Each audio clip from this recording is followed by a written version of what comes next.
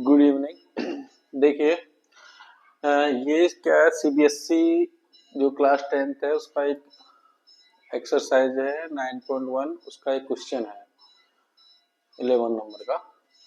बड़ा अच्छा क्वेश्चन है और अ, ये मान के चलिए कि क्वेश्चन इसी टाइप का अगर मेजर क्वेश्चन 5 से 8 10 नंबर का आता है तो इसी टाइप का क्वेश्चन आता है।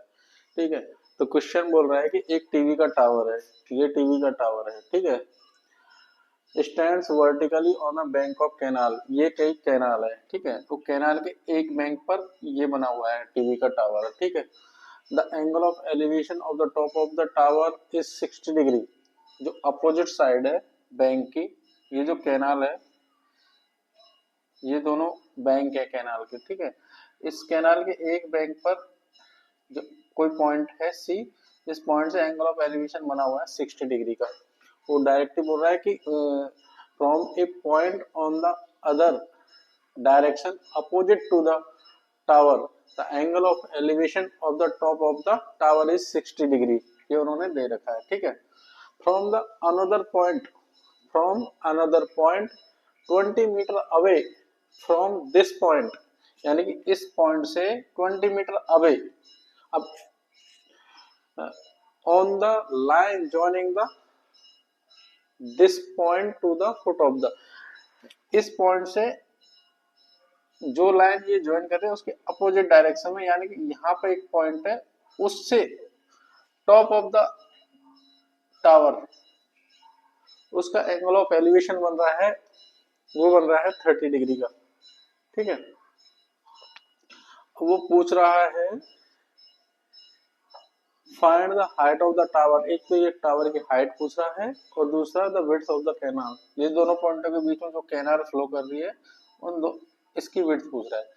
तो देखिए, ये रिलेशन जो बैठा रखा है उन्होंने, ये देखिए, ये 60 डिग्री के लिए हो जाएगा परपेंडिकुलर और 30 डिग्री के लिए भी ये भी परपेंडिकुलर हो जाएगा। अब हमें दो बार जो ट्रिग्नोमेट्रिक रेशोस हैं वो पुट करने पड़ेंगे, एक बार 30 डिग्री के लिए, एक बार 60 डिग्री के लिए। तो पहले हम ये वाला निकाल लेते हैं, 60 डिग्री एलिवेशन वाले। तो इसमें हमने अज्यूम कर लिया कि हाइट ऑफ द टावर, ये टावर की हाइट है वो हमने एच मान लिया है, और जो कैनाल की विड्थ है उसको हमने बी अज्यूम कर लिया है, ठीक है, ये बी मान लिया है हमने, विड्थ के लिए बी मान लिया है। तो इसमें टेन 60 डिग्री लगाते हैं। देखिए, टेन 60 डिग्री गिवन डेटा के आधार पर टेन 60 डिग्री, तो टेन होता है लंब, यानी कि एंगल के सामने हो जाएगा परपेंडिकुलर लंब, और ये हो जाएगा बेस बी। तो एच अपॉन बी, ठीक है, एच अपॉन बी, यानी कि ए बी की वैल्यू कितनी है एच, और बी सी की वैल्यू है बी। तो हमने ये पुट कर दिया। अब टेन 60 की वैल्यू कितनी होती है आपको पता है, टेन के सामने हमने जो रेशोज निकाले थे, जो टेन के सामने परपेंडिकुलर होता है वो √3 होता है। तो ये सीधा सीधा बेस वन हो जाएगा, तो √3 बराबर हो जाएगा एच वाई बी, ठीक है। तो इसमें आप एच बराबर क्या निकालोगे, एच बराबर आ जाता है √3 बी। इसको इक्वेशन नंबर 1 मान लीजिए, ठीक है। अब हमने एक वाले के लिए लगा लिया, इस वाले ट्राइंगल के लिए हमने यूज कर लिया है टेन 60। अब ये वाले ट्राइंगल के लिए यूज करते हैं, ठीक है। तो इस ट्राइंगल में ए बी डी, इस वाले ट्राइंगल के लिए हम लोग टेन 30 डिग्री लगा लेते हैं। तो ट्राइंगल जो दे रखा है ए बी डी, इसमें हम टेन 30 डिग्री लगा देते हैं। अब टेन 30 डिग्री हो गया, टेन 30 के लिए ये क्या हो जाएगा, परपेंडिकुलर, ठीक है। ये जो एंगल बन रहा है ना, ये वाला ट्राइंगल 30 डिग्री का, इसके लिए परपेंडिकुलर वही एच हो जाएगा, ठीक है, ए बी एच।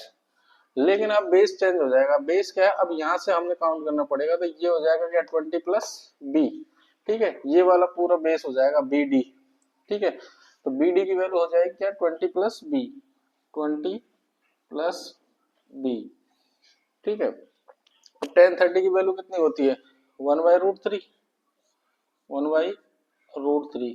तो ये हो जाएगा एच अपॉन 20 प्लस बी।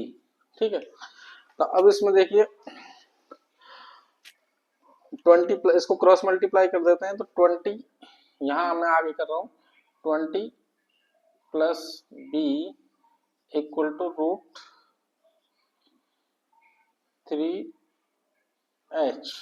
ठीक है, अब यहां से हम लोग इक्वेशन, ये इक्वेशन नंबर 2 मान लीजिए। ठीक है, अब put the value of h from equation number 1, तो इसमें h की वैल्यू √3 भी पुट करते हैं, तो 20 प्लस बी बराबर √3 इंटू √3b।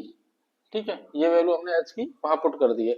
यहीं से थोड़ा सा क्वेश्चन घूमता है, बस यही अगर तुमने सही से समझ लिया, दोनों ट्राइंगलों को यूज कर लिया, तो क्वेश्चन अब बन गया। ठीक है, √3 से √3 मल्टीप्लाई हो जाएगा तो 3 आ जाएगा, तो इधर 3 भी लिख लेते हैं, 20 प्लस बी बराबर 3b, ये हो गया। तो b, इस वाले b को हम उधर ले जाते हैं तो एक माइनस हो जाएगा, तो क्या हो जाएगा 20 बराबर हो जाएगा हमारे पास 2b। ठीक है, तो b बराबर आ गया हमारे पास 10 मीटर। ठीक है, तो ये एक क्वेश्चन का आंसर तो आ गया। क्या, find the width of the canal, ये b की वैल्यू आ गई, तो ये b की वैल्यू आ गई हमारे पास 10 मीटर। ठीक है, यानी कि विड्थ ऑफ द कैनाल हमारे पास आ गई है। अब विड्थ ऑफ कैनाल आ गई है तो यहाँ b की वैल्यू पुट कर देंगे, तो h की वैल्यू क्या आ जाएगी, √3 इंटू 10 बराबर 10√3। अगर यहाँ आंसर करना है तो यहाँ कर सकते हैं, बाकी √3 की वैल्यू पुट कर सकते हैं हम लोग, कितना, √3 की वैल्यू कितनी होती है 1.732। अगर 1.732 पुट करेंगे तो h की वैल्यू आ जाएगी कितनी, 17.32 मीटर। ठीक है, ये इसका आंसर हो जाएगा, दोनों आंसर। तो बहुत अच्छा क्वेश्चन है, आता है इस टाइप का क्वेश्चन, तो इसको थोड़ा सा और देख लेना। ठीक है, थैंक यू।